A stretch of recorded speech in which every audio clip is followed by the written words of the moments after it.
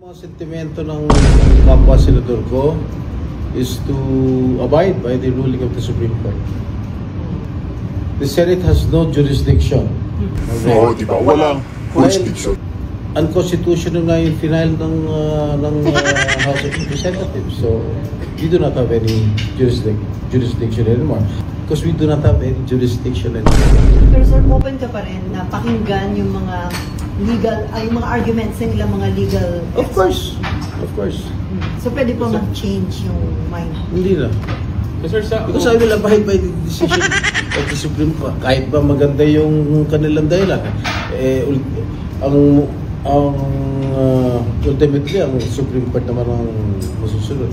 Hindi naman sila. Tapos na po ang usapan, mga ka-update. Heto na po, Senator Jinggoy Estrada, mga ka-update. Nagsalita na tapos na ang impeachment trial at complaint kay VP Sara. Kahit na ho mag-iiyak dyan si Risa Hontiveros sa Senado, napilig niyang ipina-i-impeach ang ating VP Sara. Wala na ho, mga ka-update. Tapos na. Kaya ngayon, itong mga patuloy na tumitira kay VP Sara dyan sa Palasyo, Kamara, itong mga senador na matitigas ang mga ulo, wala na. Kahit ano raw pong pagpipilit nila, nagdesisyon na ang Supreme Court. Natapos na ang impeachment ni VP Sara. Sobra-sobra na, mga kabig. Mantakin po ninyo, umabot na sa 4 na complaint. Samantalang meron tayong 1-year ban rule. Meron po tayong 1-year bar rule pagdating sa impeachment. Kaya mga kabig, napakagandang balita nito para sa ating mga babayan at ating mga kapwa. Mantakin po ninyo. Hindi na po tayo mag-iisip na baka mapatanggal ng pwesto itong si VP Sara. Siyempre mga kabig, matuloy man ang impeachment o hindi, wala po silang sapat na ebidensya kay VP Sara. Pilit po nilang isinasaksak itong confidential funds ng 125 million. Samantala, itong gobyerno ni Marcos, mga kabig, sa baha pa lang nga po flood control, magkano yung budget? 1 trillion. 1 trillion, saan dinadala? Nasa bulsa na ho nila.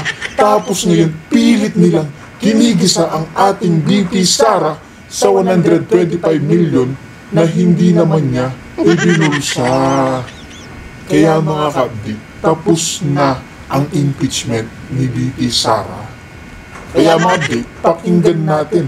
Ito naging pahayag nga ni Senator Jinggoy Estrada patungkol sa Supreme Court. Kasi mga kabig, napakagandang balita talaga. Hindi na tayo mag-iisip ng kung ano-ano pa. Dapat imbestigahan ngayon kung saan napunta ang budget ng flood control. 5,500 flood control di umano ni Bobong Marcos Jr.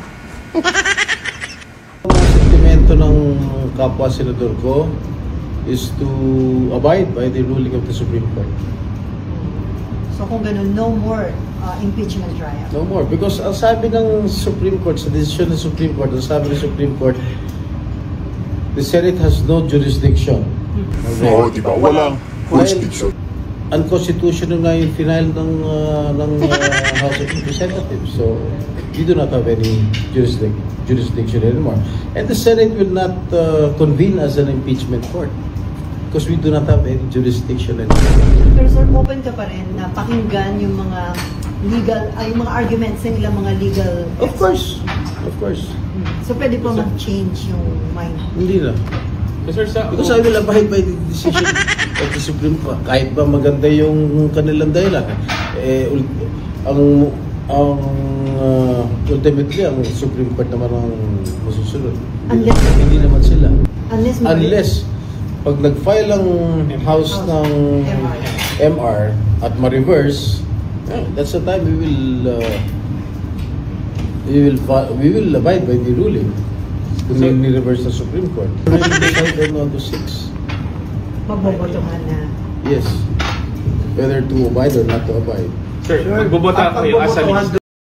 Kaya ayan mga kapatid, Kahit na mag-iyak talaga dyan si Hontiveros, mantakin po ninyo, mismo ang Senado gumagawa ng batas itong mga ito, ayaw sumunod sa naging desisyon na Supreme Court.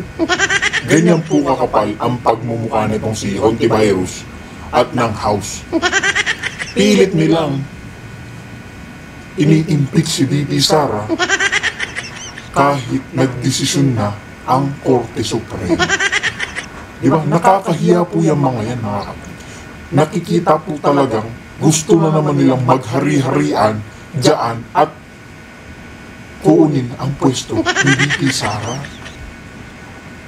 Yan po ang gustong-gusto nila. Mapatalsik ang mga Duterte sa gobyerno. Kasi mga kapatid, alam nilang tuwid ang utak ng mga Duterte. Lalo na kung traidor ka sa bayan mo, babanatan ka niyan. Pag nagsasabu ka, ay yari ka sa Duterte. Yan ay kasunod ni Pangulong Rodrigo Duterte. Diyan daw nagmana si VP Sara. Galit sa mga sumisingkot. Kaya nakikita nyo naman, hindi sila ngayon magkasundo ni... Ayun, sino ba yung presidente natin? Si Bangag. Ayan. Hindi niya kasundo yung mga yan. Kasi alam naman natin, mga kapdi, takot magpa-hair polygal test yung presidente natin. Ngayon, gusto nilang matanggal sa pwesto si VP Sara, siyempre para wala na nga naman po silang problema. Diba? Sorry kung obay pero hindi i-dismiss. Parang ano rin yun. Pagka, if you abide by the ruling of the Supreme Court, technically, it's not amount to dismissal of the case. Pero di-decision. So, I'm not a lawyer, pero yun ang interpretation ko, ha? So, mag-decision kayo as a legislative body, hindi as an impeachment. Yes, no, not as an impeachment court. Dahil we will never convene again as an impeachment court, dahil wala na nga kami jurisdiction. Oh, di ba? Wala hong jurisdiction. Ngayon naman mga kapdi, pakinggan naman po natin kay Spock Sari Roque kung ano nga ang kalagayan ng ating Pangulong Duterte sa ICC. Makakalaya na nga ba siya o hindi? Ayan po mga kapdi, simulan na ho natin. Magandang araw po sa inyong lahat. Kamusta na po kayo? Ay nako, ilang tulog na lang, magbe-Biyernes na naman. Isang tulog na lang, thank God it's Friday. So malapit na po yan, malapit na tayo magpahinga. So kaunti na lang pong kayod at pahinga na. Well, ngayon naman po, bago tayo mag-Spokes Hour muli, nagpapasalamat po ako sa inyong pagtanggap doon sa aking eksplanasyon na hindi po talaga ako kahit kailan naghimasok sa kaso ni Tatay Digong sa ICC. Bakit po? Kasi po, ako nga po yung kauna-unahang Asian na na-admit bilang ICC List Counsel. At pinangangalagaan ko po yan, kaya sumusunod po ako sa mga ethical requirements. Now, sa totoo lang po, yung mga rules of legal ethics, mas stricto ang Pilipinas. Dahil dito po sa ICC, po pwede talagang mag-solicit ng mga kliyente, no? Pwede ka magpadala ng sulat, mag-apply na maging kliyente, na maging abogado, pero sa Pilipinas po, yung mere solicitation, pinagbabawal po yan. So in that sense, mas mataas po ang ating legal standards, pero dahil ako naman po ay abogado rin sa Pilipinas, ang sinusunod ko, yung mas mataas na legal standards. So sana po, naintindihan nyo kung bakit ni minsan hindi po ako naghimasok dyan sa ICC. At ang explanation ay ako po ay nag-propose at bahala naman po ang pamilya at si Tatay Digo kung tatanggapin yan ng isa pang remedyo, yun nga pong kaso na isasampa sa Dutch court na sang-ayon sa katungkulan ng Dutch government na iprotektahan at itaguyod ang karapatang pantao ni Tatay Digong, lalong-lalo niya yung karapatan niya to due process, na hindi siya dapat pakulong ng walang due process. No? At estado naman po niyan, hinahayaan ko na po ang pamilya mag-decide. Ang huling sinabi ni VP Sara ay one step at a time. No? At ako naman po ay syempre sumusunod kay VP Sara. Kailan ba naman po ako sumuway kay VP Sara? Sumunod nga ako sa kanya sa unit team. Ako lang yung tao sa buong Duterte team na sumunod sa kanya. Pero ang sabi ko naman, ba't hindi ako susunod kay VP Sara? Siya leader ko, kinakailangan pagkatiwalaan ko siya. Okay? Ngayon lang po ako talaga na medyo nagkakaroon ng distansya kay VP Sara pagdating doon sa pagkakaibigan niya kay Amy Marcos. Rinirespeto ko po na yung pagkakaibigan niya kay Amy Marcos, personal niyang decision yan, pero hindi naman ibig sabihin na palibhasa kaibigan niya si Amy Marcos, kakaibiganin ko rin. So naniniwala pa rin po ako na do not trust the Marcos anymore. Okay? So hindi po nagbabagong paninindigan ko dyan. No to Marcos forever. At talaga namang sinabi rin ni BP Sara yan nung minsan. Kaya lang, yung pagkakaibigan nila, sa kanya na yon. Hindi natin pwedeng paghimasukan yan. Pero ako po, hindi pa rin ako magtitiwala sa mga Marcos. Now, bakit ko pinangangalagaan po ang aking pagiging IC List Counsel? Kasi po, naniniwala pa rin ako na importante na magkaroon ng isang hukuman na kapag hindi po gumagana ang mga lokal na hukuman, ay siya magbibigay ng katarungan sa mga biktima ng pinaka-karumal-dumal na krimen na gagawin dito sa planetang Earth. At naniniwala po ko na ang pinakamalaking banta sa pagtutuloy ng buhay ng ICC ay yung pagpilitan ng ICC na duminig ng kaso gayong meron naman po mga lokal na hukuman na bukas at gumagana. At yan nga po nangyari sa Pilipinas kung bakit ako na po siguro yung numero 1 na naglabi para maging miyembro tayo ng ICC. Ako rin ang nag-deliver po ng talumpati sa ICC Assembly of State Parties sa United Nations sa New York na nagsasabi na kung magpapatuloy kayo na imbestigahan si Tatay Digong, lalabas at lalabas kami sa Rome Statute na nangyari nga dahil pinagpatuloy yung investigasyon labang kay Tatay Digong na hindi naman po dapat dahil gumagana nga ang mga hukuman. Ang paninindigan naman po ni Tatay Digong, bukas po ang lokal na hukuman, tayo isang soberenyong bansa, isang independenteng bansa. Kaya ang importante kung mayroong mga sa tingin nila na sila po ay nalabag ang kanilang karapatan, lalong-lalo na karapatang mabuhay, isang pa lang po ang kaso sa Pilipinas at haharapin naman po yan ni Tatay Digong. Di ba po, nung minsan, dinimanda na siya ni Franz Castro. Hinarap naman po niya at yan naman po ay na-dismiss. So wala pong balakid para sa kahit sino na gustong idemanda si Tatay Digong for murder na sa Pilipinas po magdemanda. At yan naman po ay alinsunod na rin sa nakasaad sa Rome Statute na talaga naman pong ang ICC ay hindi po siya court of first instance. Siya po ay court of last resort na ang talagang court of first instance ay mga lokal na hukuman pa rin. Now, kaya nga po ngayon, dahil hindi naman po ako naghihimasok sa kaso ng ICC, importante naman po na bilang kauna-unahang Pilipino na kinilala ng ICC as a list counsel, kauna-unahang Asian nga po, i-guide ko naman kayo, mga nagmamahal kay Tatay Digong, kung ano na ang estado ng mga pangyayari dito sa hukuman. At in fact, makikipag-unayan po tayo sa isang television channel at magkakaroon na tayo ng programa na regular na ipapakita dun sa television channel na yun, no? Kung saan kapag nagsimula na po yung confirmation of charges, yung paglilitis ni Tatay Digong, i-annotate po natin yan, no? Dahil siguro naman po dahil tinuro ko ang international law at ako po talaga ay talagang promotor sa pagiging miyembro ng Pilipinas sa ICC at ako rin po ang nagsabi na bibitiw tayo, meron naman po tayong konti kaalaman dyan sa ICC, bagamat minamaliit po tayo ng mga puti. In any case, so yan po ang gagawin natin ngayon. Simula na po ngayon, ito po ang tatawag na natin dito ay the view from the ICC. Okay? Hindi na po updates dahil ang updates, yung mga pangyayari lang, tuloy pa rin po yan. Kapag meron mga nangyari, updates from The Hague. Pero kapag meron pong explanasyon sa mga pangyayari, yan po itatawagin natin the view from the ICC dahil yung mga interpretasyon ko naman sa mga pangyayari ay personal ko po yan at yan po yung mga opinion at hindi po yan galing sa abogado ni Tatay Digong dahil ulitin ko po, hindi po ako abogado ni Tatay Digong sa ICC. Kaya nga po, wala rin akong obligasyon na makipagtulungan sa ICC Defense Team. No? Minsan, sasabihin ko ang opinion ko, kung ano ang tama, kung anong mali, sa tingin ko lamang. Pero syempre, ako'y Pilipino lamang. Depende yan kung sinong paniniwalaan nyo. Pero ayun nga mga kabit, nagbigay na ho ng opinion itong si Spokes Harry Roque. Ikaw mga kabit, ano ho sa tingin nyo ang sinusuportahan niya?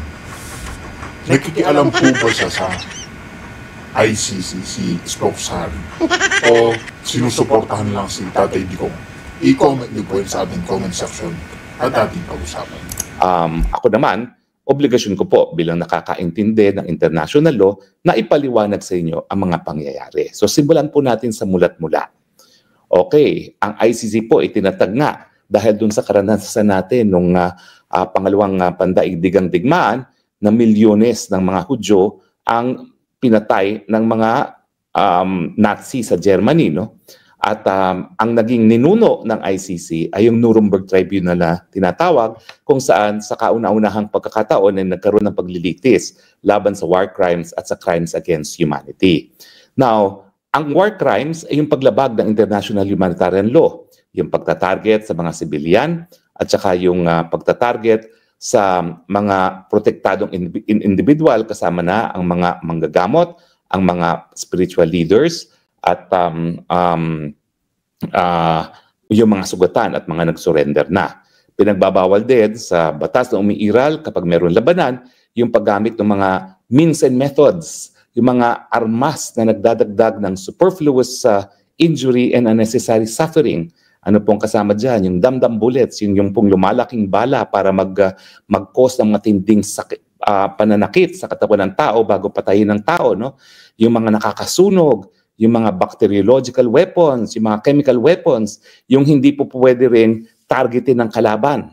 Okay? Dahil kinakailangan, isa rin sa mga batas na pinapairal kapag merong labanan, is dapat meron talagang yung rules of targeting, tatargetin mo lang yung valid military target, no? Yung may kinalaman para ma-subjugate o mapasuko mo ang kalaban. Pero ang objective po ng gera, hindi po para patayin ang lahat ng mga sundalo, kundi pasukuin yung kalaban. Well, habang meron pong labanan, mabuti nang merong batas na umiiral, pero sang-ayon din po ako sa mga nagsusulong ng karapatang pantao na dapat talaga i-emphasize natin na bawal pumatay. Pero habang nagpapatayan sa gera, mas mabuti na meron talagang batas na kinikilala ang lahat. At ang lahat naman po ng bansa sa daigdig kinikilala na batas yung international humanitarian law. Now, yung crimes against humanity, kauna-unahan po talagang linitis yan sa Nuremberg. Initially, ang problema kasi kapag ang war crimes ang nagiging basihan, pwede mo lang siyang litisin kapag ikaw ay gumawa ng war crimes sa labas doon sa labas ng bansa mo, no? O doon sa lugar na kung merong labanan. Pero paano kapag sarili mong tao naging biktima? Paano kung sarili mong mga mamamayan ang naging biktima mo? Dahil si Hitler naman, pinadala rin niya sa gas chambers yung mga Hudyo na Aleman.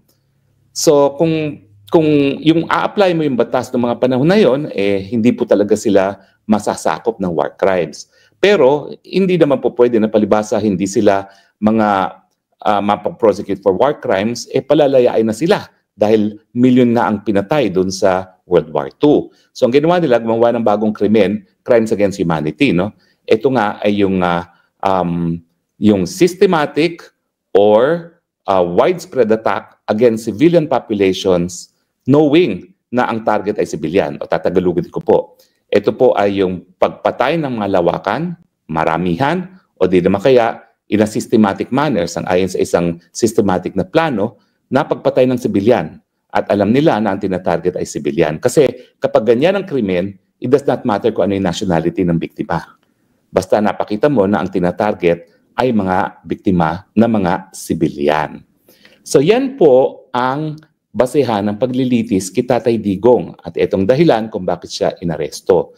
Dahil di umano, ang war on drugs ay either systematic or widespread. Malawakang pagpatay ng mga sibilyan na tinatarget ay mga sibilyan. O, diba? Nakita nyo na kaagad kung ano talaga ang napakasimpleng depensa ni Tatay Digong. No? Excuse me, walang tinarget na sibilyan si Tatay Digong dahil sila ay sibilyan. Kung meron mang namatay, una-una hindi ito pananarget. Ito ay resulta ng law enforcement action ng mga pulis na pinapatupad ang batas laban sa pinagbabawal na gamot. So doon pa lang, semplang na sila. Kasi in the first place, yung gera laban sa gera ay isang obligasyon ng Estado. Dahil kabahagi siya ng obligasyon ng Estado na ipatupad ang mga batas laban sa pinagbabawal na droga. At ito naman po ay obligasyon ng Estado, hindi lang sa Pilipinas, kung hindi sa buong daigdig. Kaya nga po, dyan sa UN Austria, dyan po nakabase yung Drug Enforcement agency, kumbaga, no, ng United Nations, no? At diyan talaga nagtutulungan ng mga iba't ibang bansa sa United Nations para supuin itong problema ng droga. So makikita nyo na talagang ang pangunahing depensa natin, unang-una, walang targeting ng sibilyan dahil sila ay sibilyan. Kung meron man namatay, at sigurado naman meron mga namatay, dahil po yan sa isang legal na aksyon ng Estado na labanan ang pinagbabawal na droga at yung mga individual na nagpapakalat ng pinagbabawal na droga. Okay. Bawal bang pumatay ang mga pulis? Hindi po. Sa karapatang pantao, kapag merong banta sa buhay ng pulis, pwede pong gumamit ng dahas ang pulis para protektahan ang kanyang buhay. Kaya nga lang po, kapag nagkamali ang pulis at gumamit siya ng labis-labis na dahas para protektahan ang kanyang buhay, yung pulis mismo ay magkakaroon ng pananagutan. Now, dito sa crime against humanity, sino ba ang pwedeng mapanagot? Well, unang-una siyempre, yung mga nag-utos. Okay, malinaw yan. Now, magagamit ba yung pag-utos na yan labang kay Tatay Digong? Malinaw naman po ang sinasabi ni Tatay Digong. Mga pulis, kapag tama ang inyong ginagawa, suportado ko kayo. Kung talaga may banta sa mga buhay nyo, bakit kayo papayagang kayong mapatay? Di patayin nyo ang mga babanta sa buhay ninyo. Di ba? So, yung ganyang order po, legal. Hindi po yan illegal. Okay? Dahil legal at all circumstance na protektahan ang karapatang mabuhay ng kapulisan. Ang problema, ang mga tao na nalalaman, na nalalabag yung karapatang mabuhay dahil lantaran ng pagpatay ng tao maski walang banta sa buhay ng pulis at wala silang ginawa, yan ay magiging pananagutan. Ibig sabihin, dalawa yung pamamaraan para maparusahan ang kahit sino man ng crimes against humanity. Kung siya ay nag-utos, either ng malawakang pagpatay laban sa sibilyan, o di naman kaya yung systematic attack laban sa sibilyan dahil sila ay sibilyan, o di naman kaya alam niya na nagkakaroon ng widespread or systematic pagpatay ng sibilyan at wala siyang ginawa para pigilin ito at para imbestigahan, litisin at parusahan yung mga lumalabag sa batas. No, makikita nyo na unang-una, kung walang krimen dahil wala namang malawakan or systematic na targeting ng civilian population dahil sila ay civilian, hindi na kinakailangan pumunta pa dun sa usapin. Kung ang isang tao ba ay nag-utos o di naman kaya siya ay nalalaman niya na nalalabag ang batas at wala siyang ginawa. Yun yung tinatawag nating command responsibility. So two-stage yan. Meron bang krimen? Kung walang krimen, hindi mo na sasagutin sino yung responsable. Pero pag merong krimen, ang sasagutin mo ay sino ang responsable. Either nag-utos ka or dapat nalalaman mo, despite na alam mo, wala kang ginawa para pigilin o panagutin yung gumagawa ng krimen. Now, bakit ko dinidiscuss ito? Well, kasi ang parating na pagbibista ni Tatay Digong sa September 23 ay confirmation of charges. Ano ba ang katumbas ng confirmation of charges? Well, sinabi ko na sa inyo, iba yung sistema ng ICC. Inquisitorial ito, mas influence ng Europe. Ano nga ba yung mga pagkakaiba? Well, unang-una, yung pag-i-issue ng warrant of arrest, maski wala pang probable cause at ang definition ng probable cause na hinihingi ng hukuman ng Pilipinas ang ayon sa ating lokal na batas, yung likelihood na merong krimen na naganap at yung taong nasasakdal ay may posibilidad na siyang gumawa ng krimen. Mas mataas siya doon sa preponderance of evidence na ina-apply sa civil cases, pero mababa siya sa proof beyond reasonable doubt. Now, ang proseso sa ICC iba. Para magkaroon ng warrant of arrest at pagkatapos magkaroon ng preliminary investigation ng prosecutor, kung meron lang good grounds para mag-issue ng warrant of arrest, pwede na yan. Kaya nangyari kay Presidente Duterte, wala pang probable cause na mayroon kang krimen na posibleng nangyari at posibleng siya ang responsable sa krimen na yan, pero nag-issue ng warrant of arrest dahil meron daw good grounds. Now, pero wala pang probable cause po yun, ha? Ang probable cause, mangyayari pa lang dito sa confirmation of charges. So ang katumbas ng confirmation of charges dito sa ating sistema sa Pilipinas ay yung parang preliminary investigation sa piskalya. Bakit mga huwes ang dumidinig dyan? Kasi nga, nung binubuo yung Rome Statute, ang Amerika nagko-complain. Makapangyarihan yung prosecutor na yan. Pwede niyang sampahan ng kaso at i-order ang pag-arrest ng isang nakaupong presidente at hindi po pwedeng magamit yung sovereign immunity from suit bilang depensa. Sino yung prosecutor na yan? May pananagutan ba siya? Wale! Dahil sabi ng mga Amerikano, unlike sa Amerika, ang prosecutor halal lang ng mga miyembro ng mga estado na kasapi ng ICC at hindi halal ng taong bayan mismo.